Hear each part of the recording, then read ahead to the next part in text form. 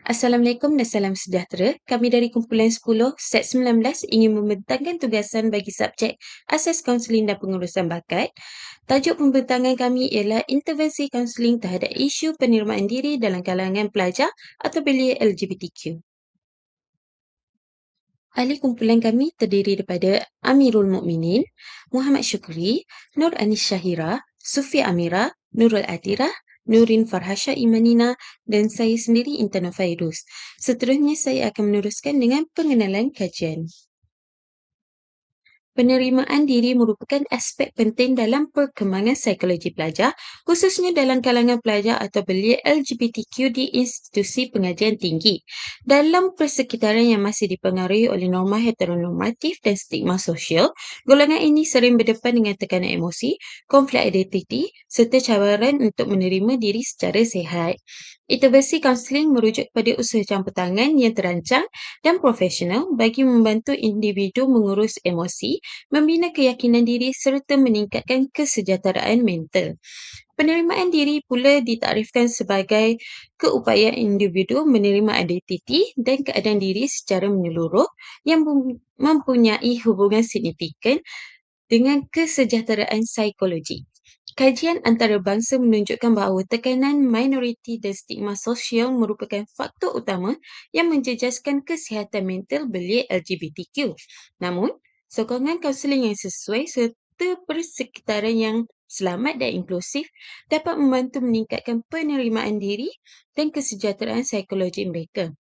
Dalam konteks Malaysia, yang majoriti masyarakatnya beragama Islam, isu LGBTQ perlu ditangani dengan pendekatan yang berhemah dan berteraskan nilai rahmah serta pemeliharaan maruah insan. Walaupun terdapat batasan dari sudut agama, Islam menekankan pendekatan bimbingan dan kaunseling yang tidak menghina individu, sebaliknya membantu mereka mengurus emosi dan cabaran diri.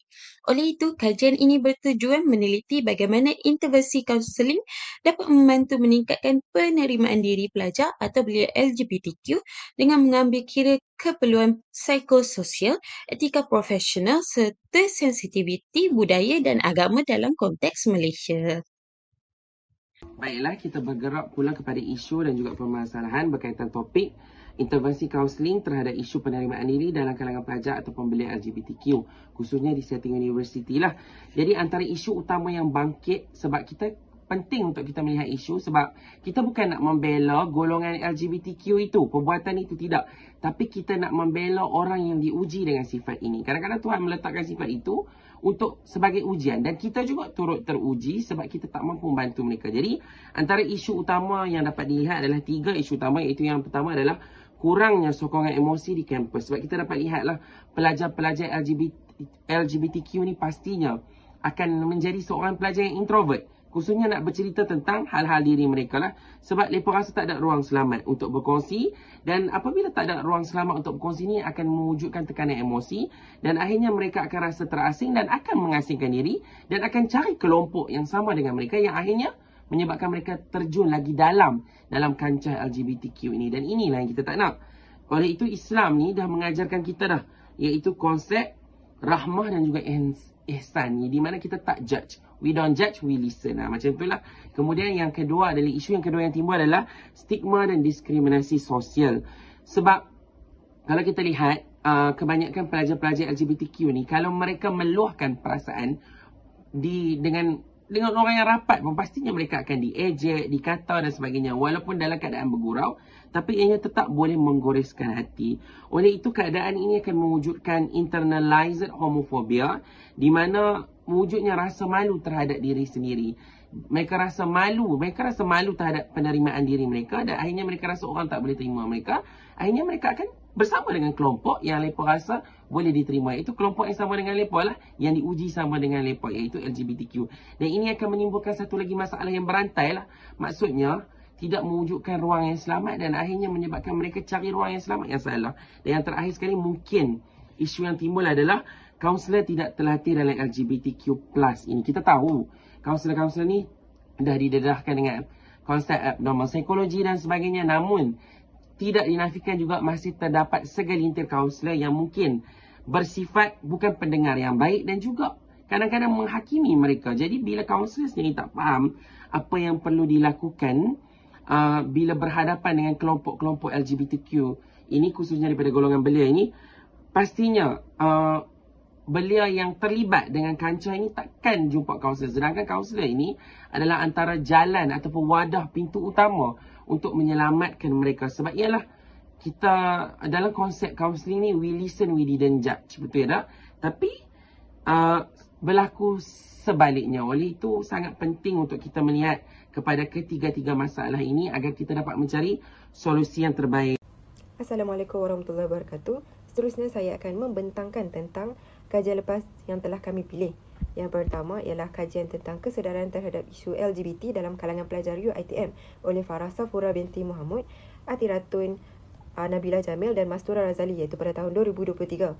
Objektif utama kajian ini ialah untuk menapasi tahap pengetahuan dan kesedaran terhadap isu LGBT dalam kalangan pelajar UiTM.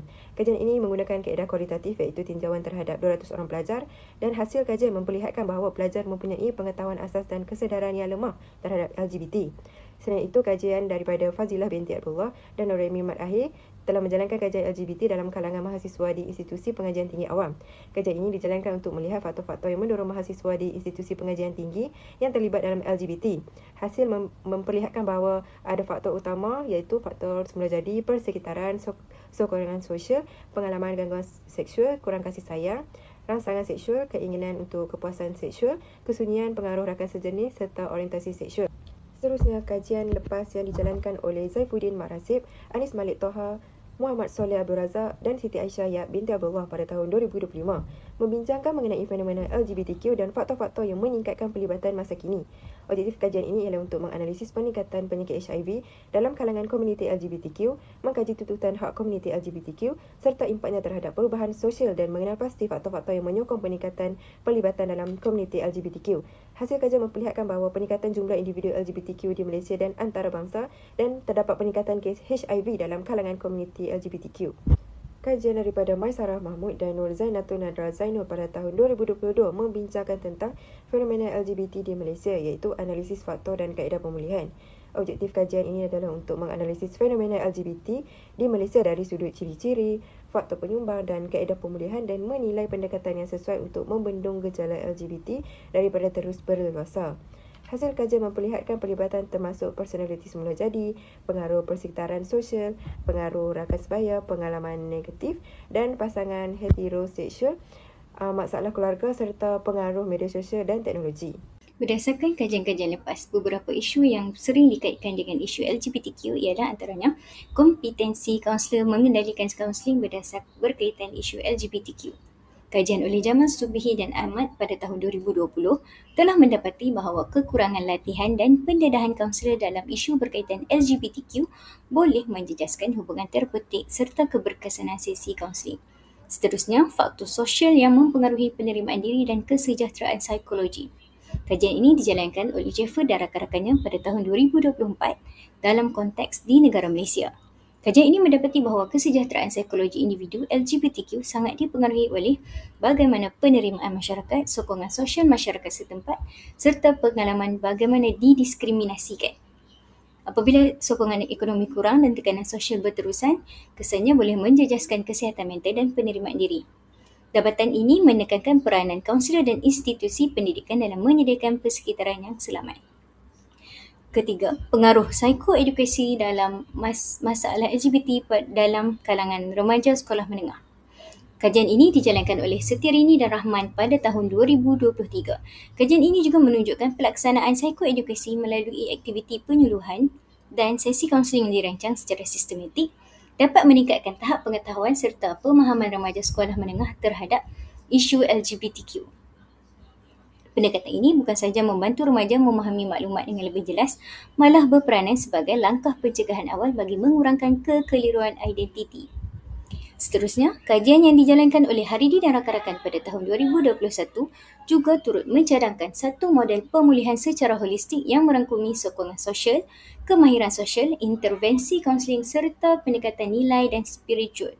Pendekatan ini menekankan kesejahteraan individu secara menyeluruh selari dengan prinsip asas kaunseling. Assalamualaikum warahmatullahi wabarakatuh dan salam sejahtera. Nama saya Nurin Fashid Menina binti Rusmizi, P156-310. Hari ini saya akan membentangkan perbincangan mengenai isu penerimaan diri dalam kalangan pelajar LGBTQ di universiti, khususnya dari perspektif psikologi pendidikan dan intervensi kaunseling.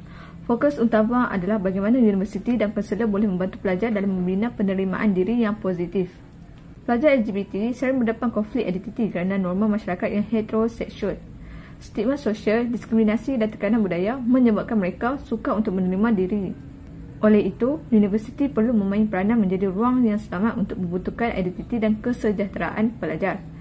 Persekitaran inklusif boleh diwujudkan melalui dasar anti-diskriminasi, sokongan kaunseling, budaya hormat menghormati dan aktiviti yang mencerminkan minat dan bakat pelajar.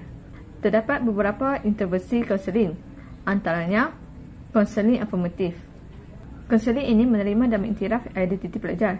Ia membantu pelajar untuk memahami diri, menggunakan tekanan, psikologi dan membina keyakinan. Prinsip utama yang digunakan ialah empati, penerimaan tanpa syarat dan ketulinan. Teknik dalam intervensi ini ialah mendengar aktif, refleksi perasaan, eksplorasi diri dan normalisasi pengalaman. Seterusnya ialah kaunseling kelompok. Kaunseling ini dapat memberi ruang selamat untuk pelajar berkongsi pengalaman bersama rakan sebaya. Proses normalisasi yang wujud akan mengurangkan rasa terasing. Dengan adanya validasi daripada rakan sebaya, ia dapat meningkatkan harga diri dan motivasi. Sokongan ini berfungsi sebagai mekanisme empowerment. Dalam hal ini, pensyarah perlu menyokong dengan memberi ruang pelajar mengekspresikan diri melalui refleksi dan perbincangan. Apabila pensyarah menunjukkan penerimaan, pelajar akan lebih mudah untuk menerima diri mereka sendiri.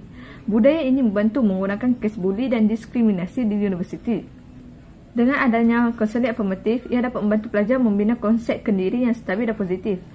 Dalam hal ini, mereka sedar cabaran bukan kelemahan peribadi, tetapi ia berpunca daripada struktur sosial.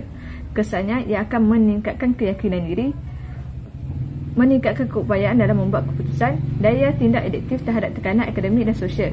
Secara tidak langsung, ia dapat menyumbang kepada transformasi budaya universiti ke arah lebih inklusif dan empati. Kesimpulannya, penerimaan diri pelajar LGBT adalah isu yang penting yang perlu ditangani dengan pendekatan kaunseling afirmatif, sokongan rakan sebaya dan peranan pensyarah. Universiti yang inklusif bukan sahaja meningkatkan kesejahteraan pelajar, tapi ia juga melahirkan masyarakat yang lebih empati dan menghormati kepelbagaian. Sekian, terima kasih. Saya Syufia Amira binti Muhammad akan menerangkan implikasi intervensi kaunseling terhadap isu ini. Antaranya adalah intervensi kaunseling membantu mereka membina harga diri, mengurus emosi dan menerima identiti diri dengan lebih positif. Kajian menunjukkan sesi kaunseling dapat mengurangkan keresahan dan meningkatkan kesejahteraan emosi. Selain itu, kaunseling juga membantu pelajar untuk membentuk daya tindak yang sihat seperti teknik relaksasi dan sokongan rakan sebaya. Ia menyediakan ruang yang selamat, iaitu safe space untuk mereka meluah tanpa diskriminasi.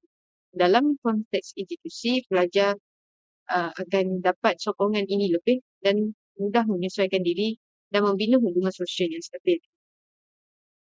Selain itu, intervensi kaunseling juga berperanan penting dalam mencegah risiko pembunuhan dan cubaan bunuh diri. Ramai pelajar LGBTQ berdepan tekanan mental yang tinggi akibat penolakan sosial dan dalaman. Dengan adanya sokongan kaunselor, mereka dapat meluahkan perasaan secara selamat dan dibimbing ke arah mekanisme daya tindak yang lebih sihat. Ini sangat penting untuk melindungi kesejahteraan emosi mereka dan mengelakkan krisis yang lebih serius. Akhir sekali, intervensi kaunseling turut memberi impak positif kepada komuniti kampus dengan menggalakkan empati dan menghormati kepelbagaian, sekaligus mewujudkan suasana pembelajaran yang lebih inklusif dan menyokong. Seterusnya adalah cadangan intervensi dan penambahbaikan bagi isu ini. Yang pertama adalah pihak institusi pendidikan perlu memperkasa modul latihan konselor sedia ada dengan memasukkan komponen pemahaman tentang isu gender, seksualiti dan LGBT. Konselor perlu dilatih bukan sahaja dari segi teori tetapi juga kemahiran praktikal untuk menangani kes yang melibatkan individu LGBTQ secara sensitif dan beretika. Yang kedua, pihak institusi pengajian tinggi disarankan mewujudkan program sokongan emosi yang berasaskan rakan sebaya seperti kumpulan sokongan LGBTQ yang dikendalikan dengan pemantauan konselor. Ini bukan sahaja memberi ruang kepada pelajar LGBTQ berkongsi perasaan, malah meningkatkan semangat komuniti dan mengurangkan rasa keterasingan. Pelajar yang terlibat dalam kumpulan sokongan seperti ini menunjukkan perkembangan positif dalam aspek penerimaan diri dan pengurusan tekanan.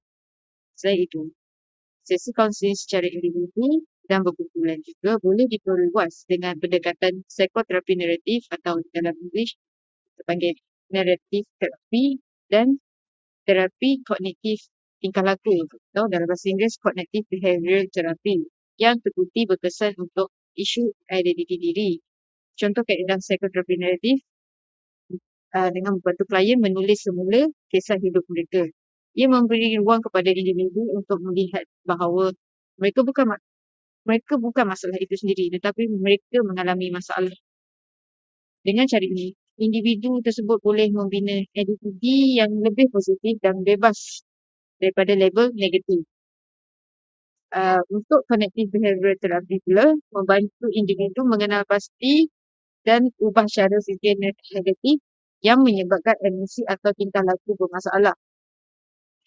Dia terbukti sangat berkesan untuk membantu individu atasi keresahan, kebingungan dan konflik identiti. Jadi saya Muhammad Amirul Mukminin Mikharul Nizam P156492 akan menyambung bahagian yang terakhir, iaitu bahagian kesimpulan dalam tajuk intervensi kaunseling terhadap isu penerimaan diri dalam kalangan pelajar atau pembelia LGBT. Jadi dalam kesimpulan ini, intervensi kaunseling afirmatif penting untuk membantu pelajar LGBT ini untuk menerima diri mereka. Jadi selain itu dapat meningkatkan kesejahteraan psikologi dan membentuk budaya kampus yang inklusif. Jadi universiti ini bukan sahaja menjadi pusat ilmu yang luas, tetapi juga ia adalah ruang pembentukan identiti dan kesejahteraan emosi. Jadi pendekatan seperti person-centered counselling serta dialectical behaviour therapy afirmatif serta kaunseling kelompok juga berasaskan sokongan daripada rakan sebaya untuk membantu membina keyakinan diri dan mengurangkan stigma. Jadi, dalam konteks Malaysia pada hari ini, intervensi ini mesti dilaksanakan dengan sensitiviti budaya dan agama, berasaskan rahmah dan hikmah agar pelajar ini dibimbing ke arah kesejahteraan mental dan spiritual. Jadi, usaha ini bukan sahaja menyokong pelajar-pelajar LGBT ini, tetapi juga memandu mereka ke arah lebih positif. Jadi, ianya juga turut melahirkan masyarakat kampus yang matang serta empati dan berdaya saing, dan dengan sokongan yang bersepadu di antara kaunselor, di antara pesyarah, di antara pentadbir universiti dan komuniti kampus. Jadi graduan yang lahir daripada universiti ini akan menjadi lebih berkeyakinan serta berakhlak mulia serta mampu menyumbang positif kepada masyarakat. Jadi itu adalah kesimpulan untuk kajian untuk tajuk intervensi kaunseling terhadap isu penerimaan diri dalam kalangan pelajar LGBT pada masa ini. Jadi itu sahaja daripada kumpulan kami, daripada kumpulan 10. Sekian, terima kasih.